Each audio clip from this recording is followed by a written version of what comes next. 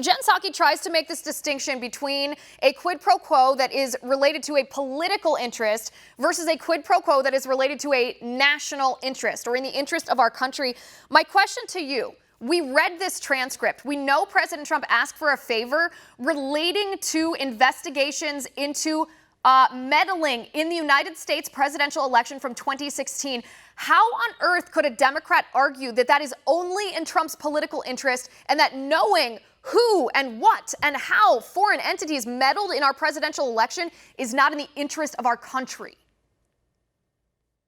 Well, it's obviously in the interest of our country, but this is the argument they're trying to make. And this is why they're doing this entire impeachment process in secret, because they know if this testimony was made public, their narrative would start to unravel.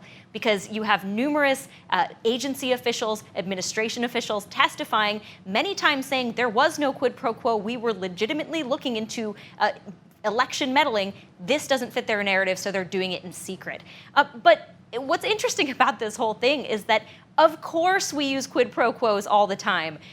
That is what foreign aid is. And the most stunning, glaring example of this is actually Joe Biden on camera saying that he threatened to hold up $1 billion of Ukrainian aid to the country of Ukraine, unless they fired their prosecutor because he was corrupt. The prosecutor who, by the way, was investigating his son, Hunter Biden. But of course, Democrats don't want to talk about that because, we don't talk about that now because Joe Biden is running for president. Well, that's even an example of the first example that Jen Psaki on CNN made when she said quid pro quos, when they're used as levers for your own political gain, or I suppose personal gain.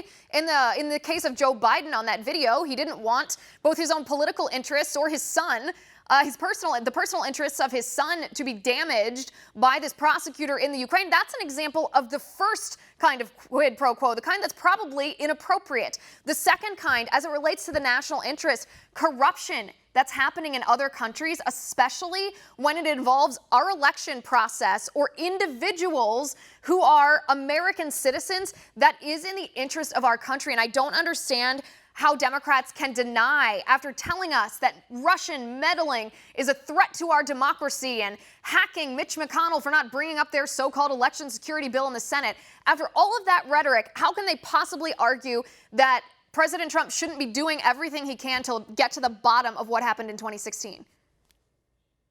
Well, and this is one of the levers of power that we have as the United States. Being the richest country in the world gives us this kind of power over other countries who are dependent on our aid. We can then compel their behavior on issues that are important to us.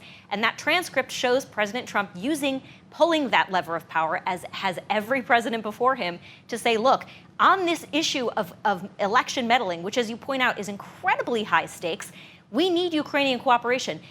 We could ask them for it, but the way that we can actually compel their behavior is by holding up aid or by saying, hey, we need you to do this in exchange for X. That is how diplomacy is done across the world. I don't care what Jen Psaki says. I also know people in the State Department that will tell you, yes, we do use our aid, our leverage, to compel behavior from our international partners, as do every other country in the world and every other president besides President Trump.